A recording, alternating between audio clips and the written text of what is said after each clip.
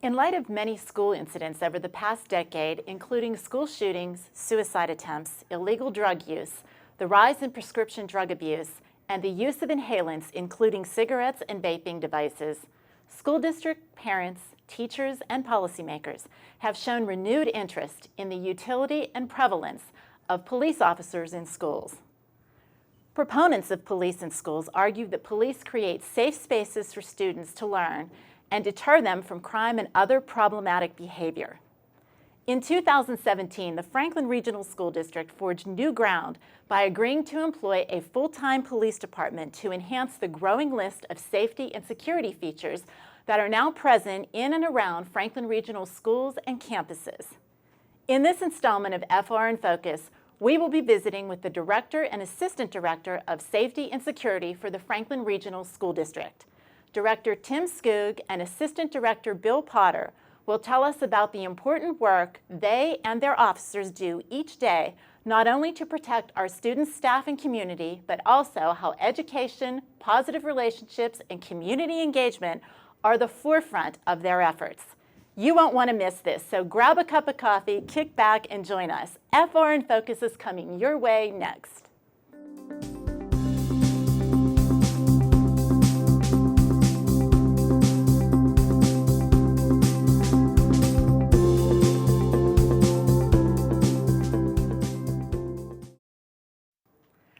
Welcome to our first installment of FR in Focus for the 2019-20 school year.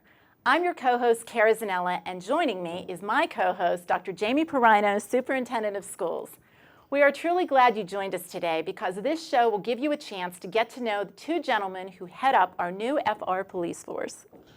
That's right, Cara. The Franklin Regional School District employs 6 10-month part-time school police officers and 1 Director of Safety and Security. Our Pennsylvania certified school police officers have over 100 years of combined experience in local law enforcement and as school police officers in other school districts. Under the authority of the Pennsylvania School Code and authorization from the Court of Common Pleas, our police officers are authorized to issue summary citations as well as the power to detain. Additionally, they are responsible for coordinating and overseeing the implementation of our school security and law enforcement efforts. The Franklin Regional School Police Department is committed to serving and protecting our entire school community. Each day, our group of officers enters our hallways and classrooms dedicated to the mission of ensuring the health, safety, and welfare of our students, staff, and visitors. The officers are present in all 5 Franklin Regional schools. Throughout the course of their day, they are often found working with students, working with our staff and families, all in an effort to build a positive relationship. Through their personal investments in relationship building, they can generally identify issues and resolve most problems before they escalate. In working with our school administrators and district staff, our school police officers work diligently to keep the lines of communication open with students, families, outside services, and local emergency responders. Joining us on set today is Director of Safety and Security, Tim Skoog, and our Assistant Director, Bill Potter.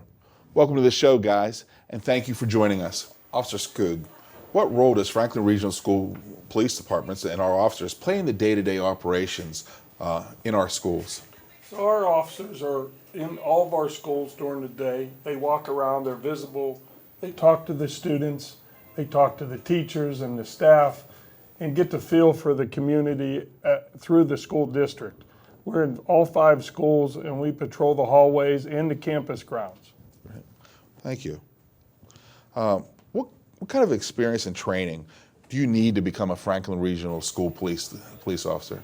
So you need at least 10 years of experience as a police officer and be certified under the Pennsylvania Municipal Police Officer Education Training Act, and that is referred to as Act 120. And then once you have that training, you had to have qualified with a firearm at one time, and that you have to be able to continue this education program during the course of your employment. And then we go further. We do CPI training for our staff. We do first aid, first responder, and we just continue to educate our officers for the school environment. Right. So as we look at the experience of our officers, I'm very familiar with the experience of all of our officers, and especially the two of you. Your background experience is very impressive. Please take a moment to tell our audience, though, a little bit about your background prior to becoming Franklin Regional School Police Officers. And let's start with Officer Potter, and then we'll have Officer Skoog answer next. Sure. Well, I have 4 years military police before I joined the Pennsylvania State Police. And I retired from the Pennsylvania State Police with 23 years of service. During my career with the Pennsylvania State Police, I was patrol officer. I worked undercover narcotics vice. I was an instructor for the Pennsylvania State Police. I was an instructor. I actually taught around the Commonwealth of Pennsylvania for actually aggressive active shooter type situations within the state. Myself and a partner of mine actually devised one of the lesson plans for the state police for responses to active shooter situations. And in the end of my career, I retired as a patrol section supervisor. That's great. Now tell us a little bit, though, you also had experience with young people. And talk a little bit about your experience working with young people before coming to Franklin. Sure, I did. I was involved with our Camp Cadet, the Pennsylvania State Police Camp Cadet program. When I came on the job, I started working with that out in Bedford County. That would have been in 1993. And then when I transferred to Troop A, which is Greensburg area, I got involved in Troop A's Camp Cadet program, and subsequently ended up running the Camp Cadet program for a few years until I transferred to the training center out in Greensburg, and then I had to give that position up. And the Camp Cadet program is a program for youth ages 12 to 15, where we just introduce them to different parts of law enforcement. They get to participate in things that they would never see again. We bring in things like our helicopter, our emergency response teams. It's a very structured, disciplined type environment. It's almost like a scaled down version of our State Police Academy, only it's instead of 28 weeks, it's 5 days long. Well, I've had a number of students through the years go through that program, and it truly is transformational. It is. So, Officer Skoog, tell us a little bit about your background. It's quite interesting and quite Sure. diverse. Sure. I spent 24 years at the Allegheny County Sheriff's Department, where I was a detective for most of my career. And then I took a position with the FBI here in Pittsburgh, where I worked violent crimes and crimes against children. During that time, I was also a training instructor for firearms with the FBI and the Sheriff's Department. And I taught at our local police academy for 20 years. So both of you bring tremendous experience, not only in terms of the actual law enforcement, but also leadership in your respective areas. Well, I've done a little math, and I figured out, after looking at everybody's resume, that there's about 100 years of experience with all of you and your officers. So can you tell me? That's just Officer Skoog. Yes. Can you tell me where the other officers hail from and what their experience is coming to Franklin? Sure. A few of our officers are retired state police officers with 24, 25 years of experience.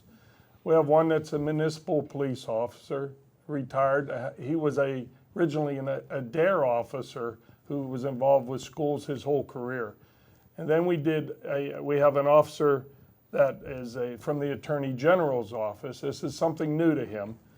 And another officer came from Sarasota County, Florida, where he worked as a detective down there for 30 years. So you guys have, the two of you, the 5 officers that are uniformed in the schools. How are you going to expand the police department further? Do you have plans for that?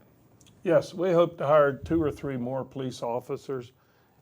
Once we get into the schools and start doing training in classrooms, and all my officers are considered school resource officers, and they've received the required training through the state and the NASRO program.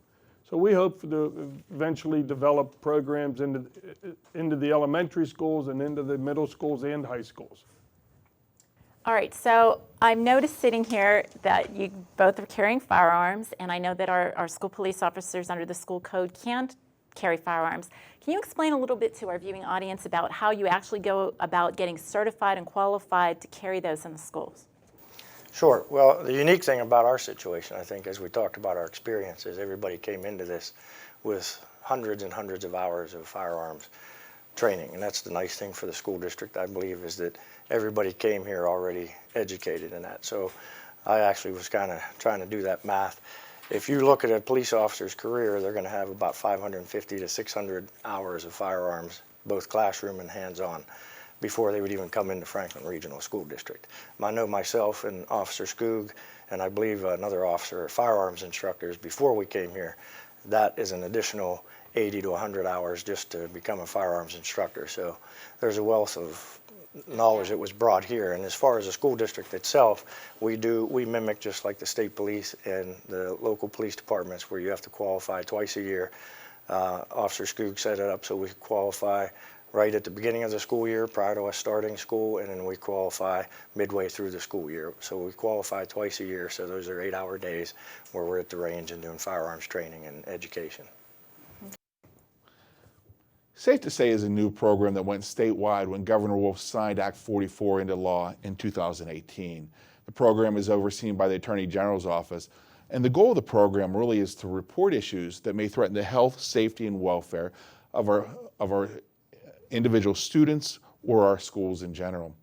What can you tell us about the Safe to Say program and how Franklin Regional has implemented it to date? Sure.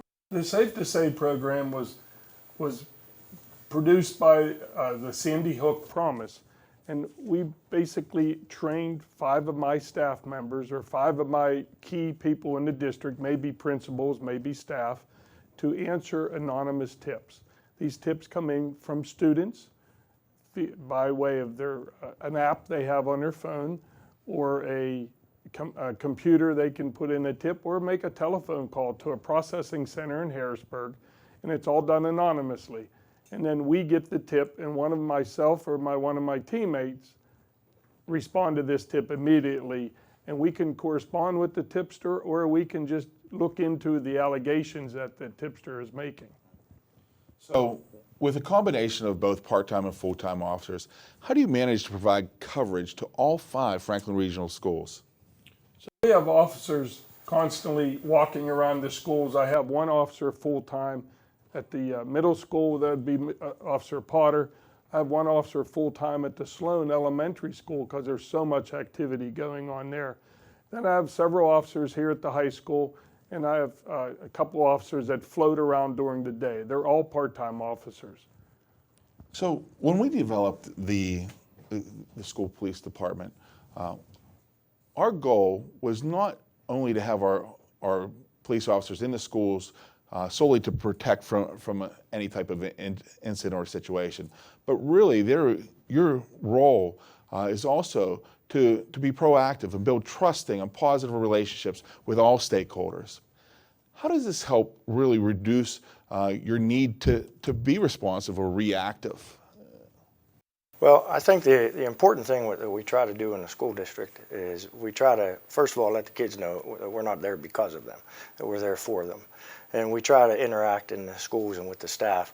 I know myself, and I know the other officers, I've gone into the gym classes and participated with them. I go in and instruct in 7th grade health. They asked me to come in and talk about the opioid epidemic and give some life experience to what we've dealt with. We like to walk the hallways. I like to try to open up rapport with the kids, because I'm a big fan of a proactive approach.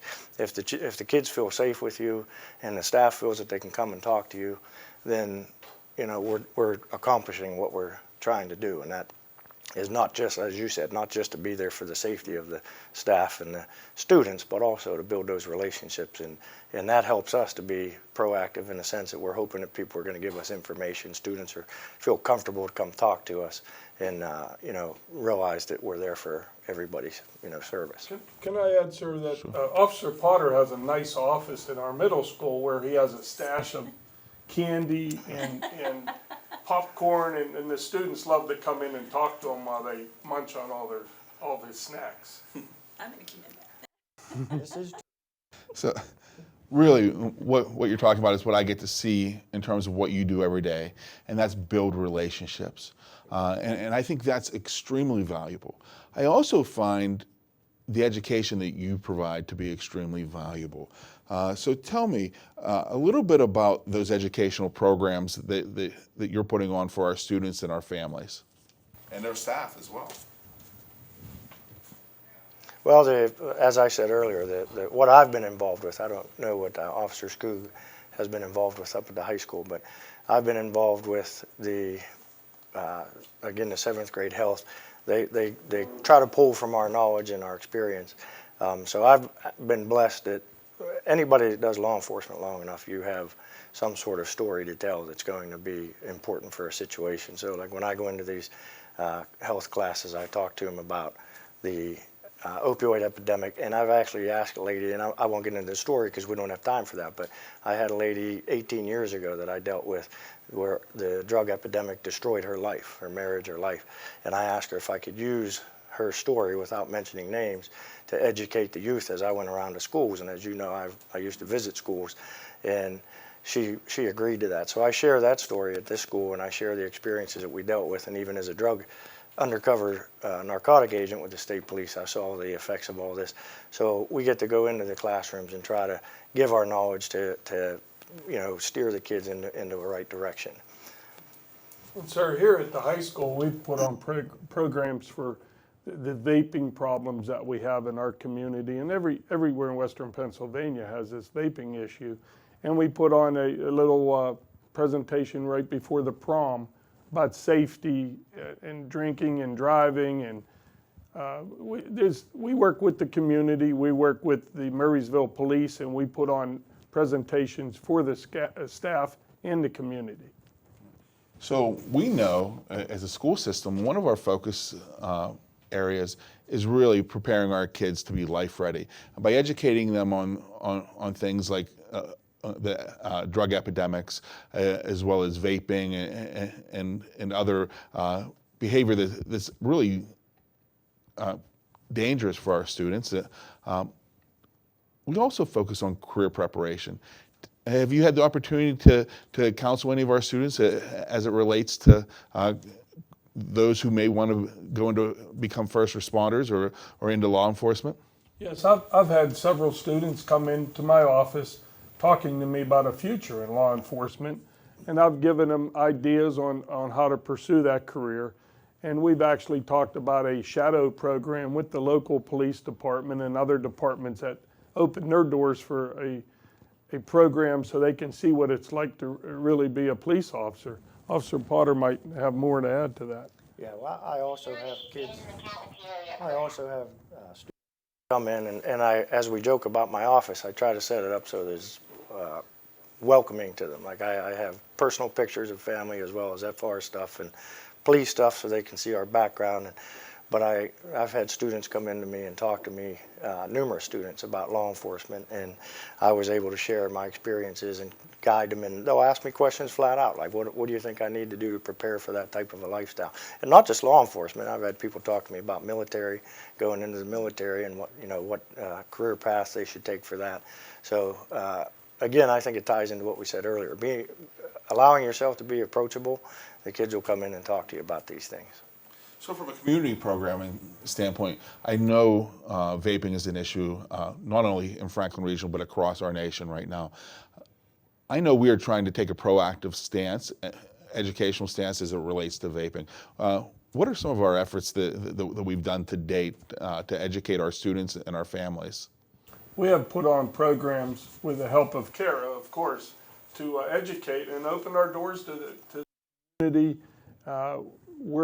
It was a very unique program that she put together to educate. We had a doctor come in to educate our students and talk about the hazards associated with vaping. We even had a mock bedroom set up so the students and parents could see where they hide stuff, whether it's narcotics or vaping issues. And let's talk about, you hit on a subject with the narcotics. The vaping, the cigarettes, all that stuff is still an issue within schools. I think every district is dealing with that. But there's also still always that issue of the illegal drug use, the marijuana, that kind of stuff. Do we address that with the students as well? Do you have a role in helping educate the students about, the use and the problems that go along with that? Well, I think, again, it goes back to what we said. We are going into the classroom, and I'm honored that the teachers invite us to go in to the health class, because that's how we're going to get it out there. Because I did it last year too. Every 7th grader I got to talk to. So you figure that's an entire group of kids that we were able to talk to. And this year we're doing it again, and we'll do it every 9 weeks where we'll talk to them. So just trying to get the word out there about the dangers of drugs and the effects of them and the devastation that they have on lives and families, I think is helping us to accomplish that. And I've had kids that, again, have come into my office and on one-on-one and talked about how they've seen their friends that, you know, it's ruined their lives with family members. And so. Now, when I come to Franklin Regional, let's say I'm a visitor, what can I expect when I walk into these schools? What are some of the things that visitors know that they can anticipate when they're coming here from a safety standpoint? So every one of our schools has a easy lobby system, which you'd be required to show identification, and we would run it through our database here, and they would tell us whether you are permitted to be in schools or not.